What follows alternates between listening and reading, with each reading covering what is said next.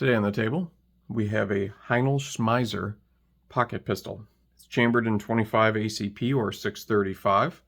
This one was made from 1920 to 1927, and then after 1927 they came out with a Model 2. This is actually called a Model 1. It's the second variant of the Model 1 due to the rear sight. They made that change after serial number 70,000.